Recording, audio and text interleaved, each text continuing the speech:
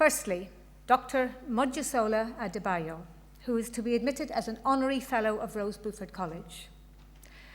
Dr. Mojisola Adebayo is a London-born theatre, artist, performer, playwright, director, producer, facilitator, teacher, and researcher. She began performing as a street rapper in the 1980s before embarking on a formal education and training in theatre. Mojisola trained extensively with Augusto Boal, Theatre of the Oppressed, performed at the Theatre of the Oppressed Festival in Rio de Janeiro, and she taught alongside Boal in the post-apartheid South Africa. Mojisola has specialised in theatre for social change, particularly in areas of conflict and crisis. She has devised, scripted, directed over 30 plays and led countless workshops with companies like Cardboard Citizens, Clean Break, Mind the Gap, and many others. Mojisola has been teaching in academia since 1998, mainly at Goldsmiths, University of London College, and she's currently a lecturer at Queen Mary. She was elected as a Fellow of the Royal Society of Literature in 2018. We are particularly delighted that Mojisola has made significant and really profound contributions to the work here at Bruford College, and specifically on the BA Honours American Theatre Arts programme.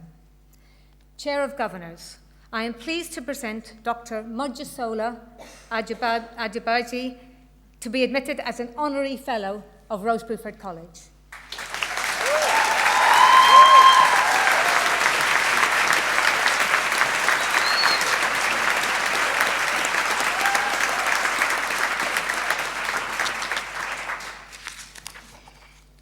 By virtue of the powers invested in me, I am delighted to admit Dr. Mojisola Adebayo as an Honorary Fellow of Bruford College.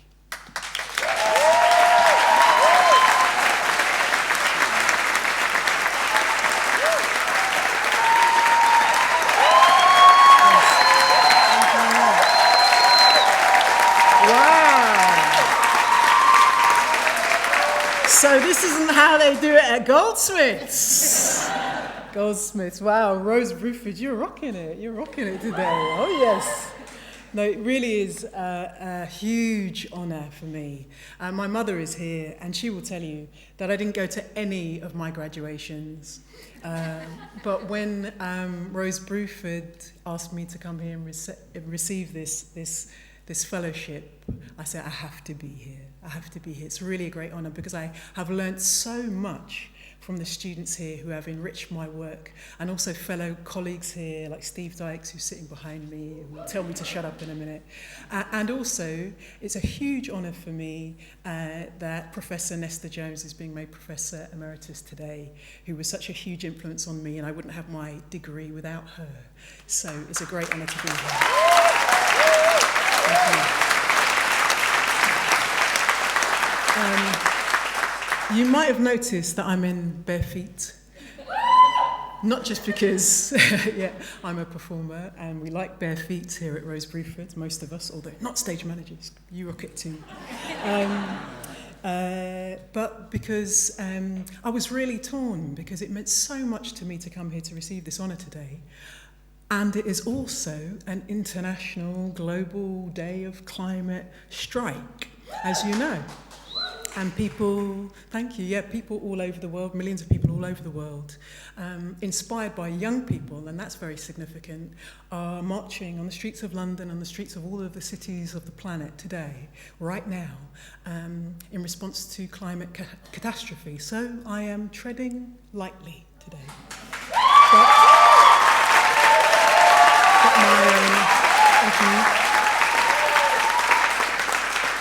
My marching feet are on the street, but I really wanted to be here, so I thought perhaps I could bring a little bit of the climate strike to us today.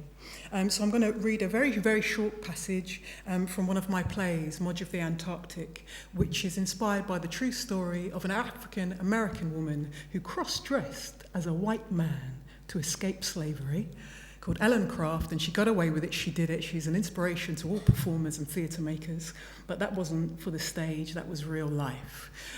So take from that, graduands, the message that don't let anybody stop you from being who you want to be, playing the roles you want to play, making the theatre you want to make. Don't let anybody tell you you can't. I took that story and I extended it to Antarctica. I'm the first black woman to have performed in Antarctica. This is not about me, it's about you today. I'm sharing that with you to inspire you and tell you that I'm from Southeast London, but you don't let anybody tell you there's a place in the world that you can't go with your work and make what you want to make. So here's a little extract. As black people picked white cotton in the genocide fields of Georgia, white faces blackened lungs in the emphysemic coal mines of Tredegar, and the canaries coughed up Africans while canaries choked in the coal mines to furnace the fires, to power the factories, to make pretty cotton dresses for the high-class ladies, to make women women and men not, and Europe rich and Africa 60 million futures lost. As a starving baby belches oil in a village in the Niger Delta, a grown man drives a 4x4 in a town in Jamaica, and ancient islands ossify in Nigeria and the Gambia, while a woman runs a sunken bath in a town in West Yorkshire, and a girl pricks her finger in a sweatshop in Indonesia, while the burn pumps an omen into the sky. A little pinprick of pollution opens a hole in our protection. The earth's lungs are stretched with the last gasps of a whale, and both the rich and the poor move closer to the sea, and the cold heats and the ice secretly retreats. Salt water begins to rise. Fertile land turns to a crust as the DNA in a cell changes shape, turning pale skin to cancer as the world turns close to the sun. And the wound is open and it begins the drip, drip, drip. Yet just as the machine removed the maker from the made, the humanity from the human in the Holocaust slave trade, we are removed from the feeling that unholy libation of melting ice, that drip, drip, drip in the ocean makes a sea change. Water, water everywhere. And oh, the boards did shrink. Water, water everywhere. Nor any drop to drink.